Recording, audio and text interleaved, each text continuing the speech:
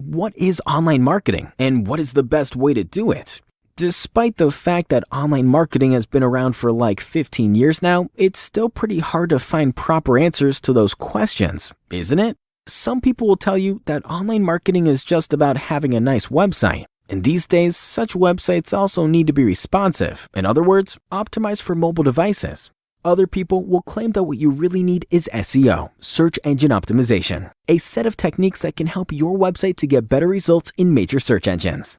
GoPPC, you will also hear, advising you to invest in pay-per-click campaigns to support the search results. And who hasn't heard about social media yet? There is an opinion that the only marketing you need is your online presence and content creation on the major social networks. So who's actually right? Well, in fact, none of those statements are entirely correct, since what you really need is a strategy, an essential document which defines how to interconnect all of the marketing channels to work together in a perfect synergy. Because that's the only way how to reach your goals, improve your business effectively, and save your money. And who can help you with that?